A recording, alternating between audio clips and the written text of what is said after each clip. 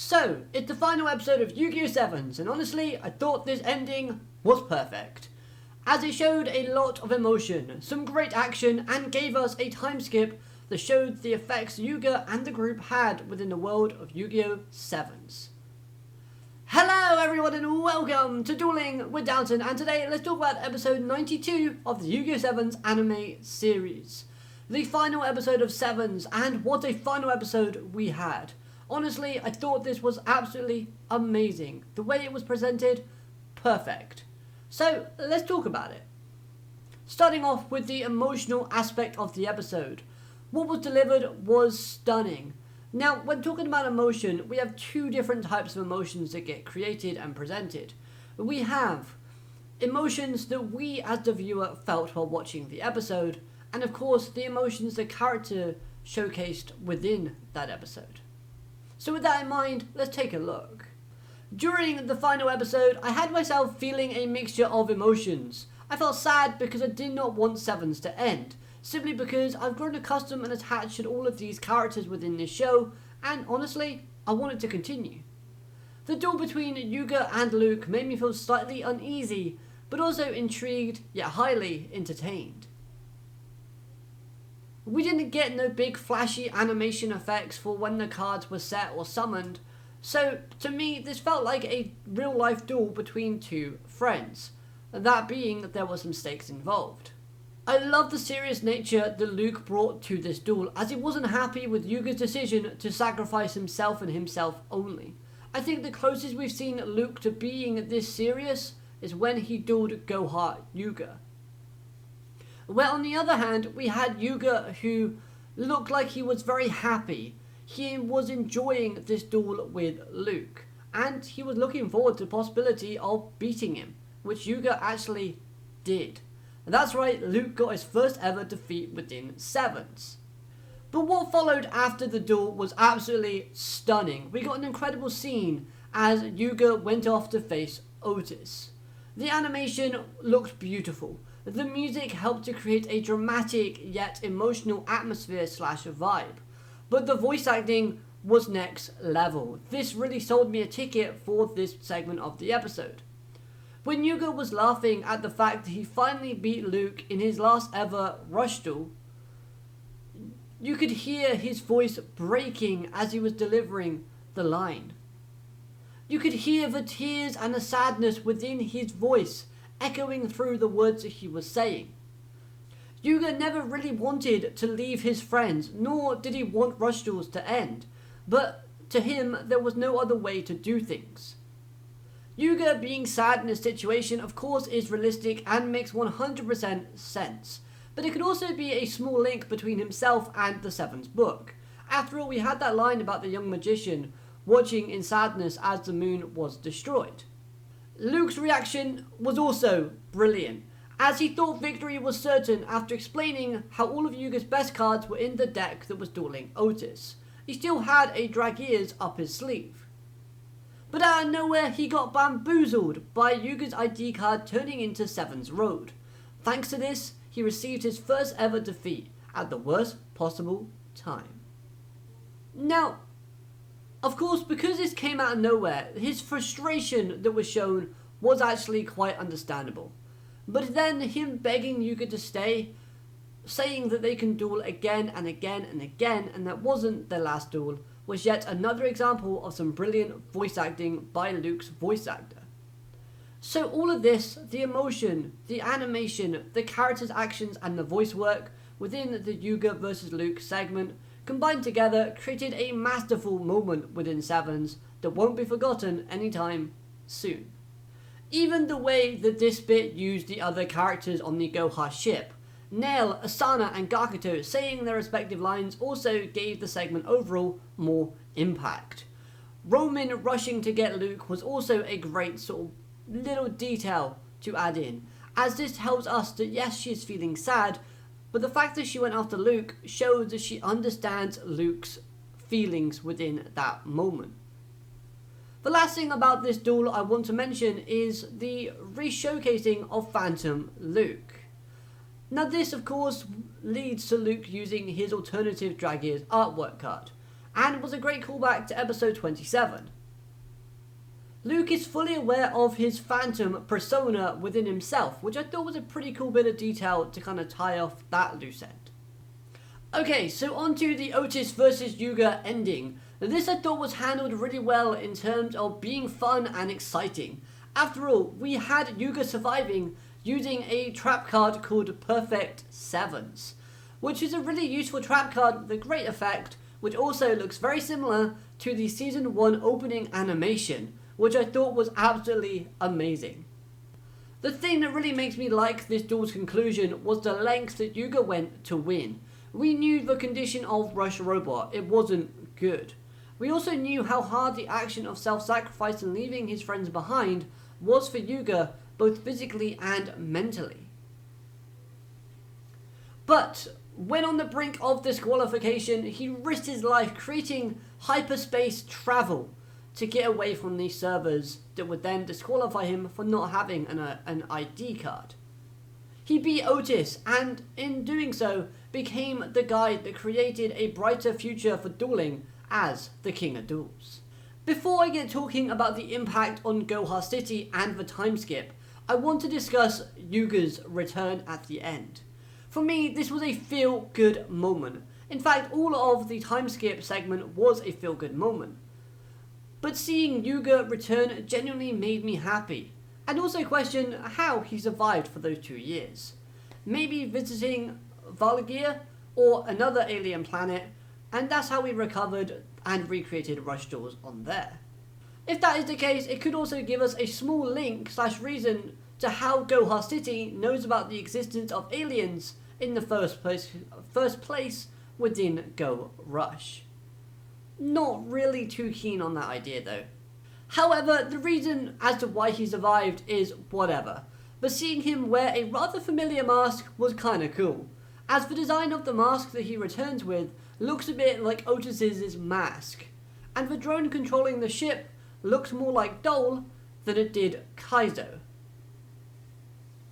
So could this be a hint at the fact all the people saying that Otes is a future Yuga, could that be saying that they were correct? Like, does that theory have any more weight towards it thanks to the ending of this episode? This is why I say this. Hint number 1.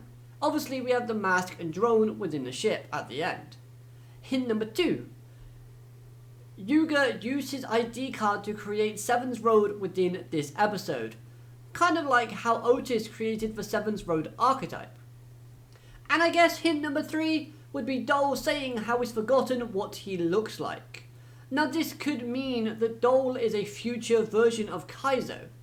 And we know that Dole and Otes were working together for a very long time, similarly to how Kaizo and Yuga are always together when a plan is being put in motion. I don't know. Does this idea / theory have more weight to it? You'll have to let me know. I don't like time travel, so I don't really see how this would be possible. Then again, just a little bit of fun to speculate on. Now then, the time skip. We got one, baby, and this was flipping amazing. Seeing how our beloved characters have grown over the last 2 years was crazy. The actions of Yuga and the events within Sevens have opened Goha Corporation's eyes, and dueling has returned to children once more, making the vibe of Goha City feel a lot different than what was first introduced at the start of the show.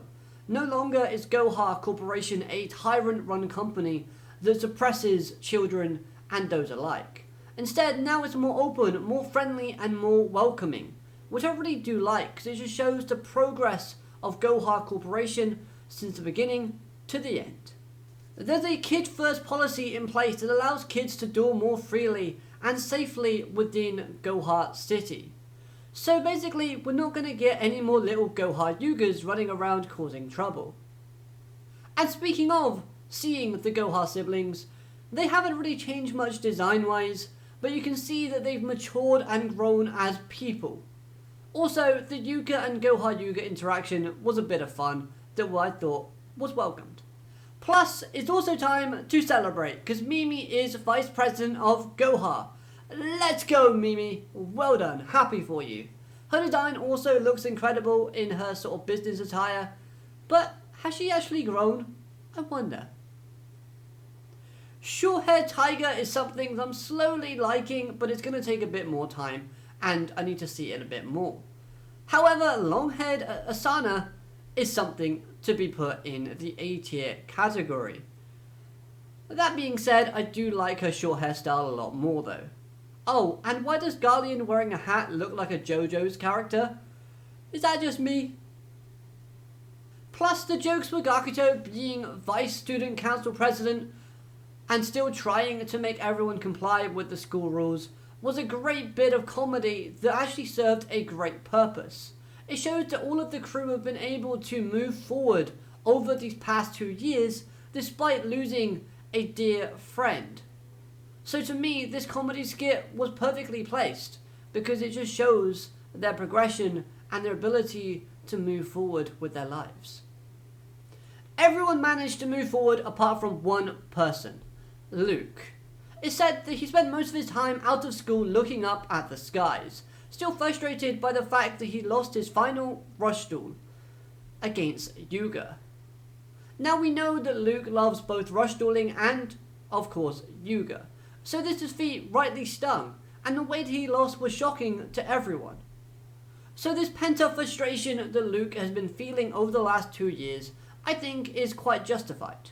And his actions of being distant towards everyone else and not attending school could link to the loss of his friendship in Yuga.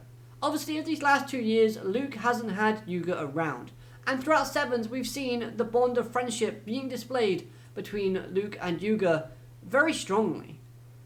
So again, his reactions make sense and shows how much Yuga has influenced Luke's life. Now, it wasn't just Luke who was upset. No, Roman was as well. She's still grieving as she's been seen using Yuga's bike at the end. Of course, this is a useful tool later on, but it's clear that she's frustrated herself. Her frustration seems to stem from both Luke acting like the situation about no Yuga is affecting only him, but also I get the feeling that deep down Roman is also frustrated at her own powerlessness and not being able to stop Yuga 2 years ago when he left. By the way though, on the topic of Roman, really nice martial art moves, and her new design looks amazing. Especially those angry / sinister faces, I really think it does it justice. Also, it wasn't just Roman and Luke who have changed thanks to Yuga's influence. Obviously everyone that Yuga's met throughout Sevens has as well, but Gakuto was seen breaking the 3 people on a bike rule because he heard that Yuga was coming back. This was great because it shows that he's willing to break the law just to see his friend Yuga. Now that is character development. Yuga's mother is a legend.